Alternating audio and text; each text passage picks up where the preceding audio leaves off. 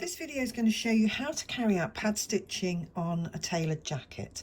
Now, pad stitching is what tailors use to create shape and structure to particular parts of the garment, and one of the places that they do that is on the lapels and the fold lines of the lapels. Now here's the fold line, and I've already started doing some pad stitching down here. I've previously used tailor basting to keep these layers together, and you can see that here on the outside of the fabric. Now what you can't see though are any of the stitches, the pad stitching on this outside, because you literally just take a very small amount of the fabric as you go through the stitching. Now the gaps here between the lines are about 1/8 of an inch, and the stitch length going through the fabric is also about 1/8 of an inch, but it just catches enough of the main fabric to keep those layers together. Now I've gone across here and I'm going to show you how to then do the stitching. It's very easy. So I've got my thread, which is pre-waxed. I've just taken it through a wax block, and that's just stops the cotton from rolling and forming snags. Sometimes it will not. And you take a stitch that is at about the same as the distance between the lines, so about 1/8 of an inch, which is about 3 millimeters, but the stitch is further away from the previous one by about 1/4 of an inch, so that's 6 millimeters, so roughly twice the distance as the actual stitch length. And you put your needle perpendicular to the line, take it through.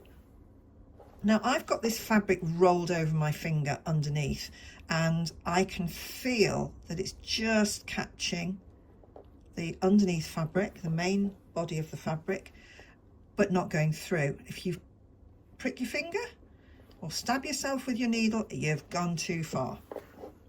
Okay, so I'm just going along here, catching the fabric, all done by hand. So it's time consuming, but it's worth it. So where the lines are narrower, you get more structure. You get slightly, there's more stitches for the stitch length, and it just provides you with that extra structure, extra shaping that's required at these points. As the lines get slightly wider, so I've got these lines here which are 6 millimeters apart. I'm going to do a longer stitch, again roughly the same as that gap there, so that's 6 millimeters, and I will do them further apart. So there's less number of stitches, less shaping going on in this part. It'll sit really nice and flat because it's going to have some more structure, but it won't have the same detail as you've got on these narrower lines, but it holds all of those layers together. So carry on down here, and I'm going to go all the way down, and then when I get to the end I will just go back up the other way.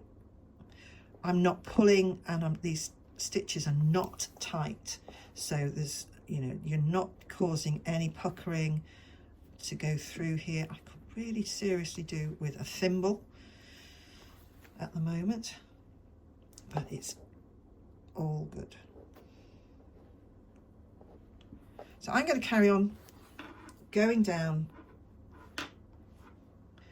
here with my pad stitching, and I'll show you what that looks like after I've done a bit more. Here's the finished lapel with all of the pad stitching that I've done to it to help with the shaping of the lapel. So as you can see, I've done the narrow stitches here with the wider stitches in this segment. It goes all the way down to the base of the lapel, and then I've gone back into the narrow stitches, the short stitches, when I've got close to the point of the lapel. I've gone to the edge of the interfacing, which is about 1/8 of an inch or 3 millimeters away from the seam line, so that won't affect the seam line. Final thing to just say is best when doing the pad stitching is to use a shortish needle. You get lots of control and they're nice and sharp, so it's just find that much easier to handle. Okay.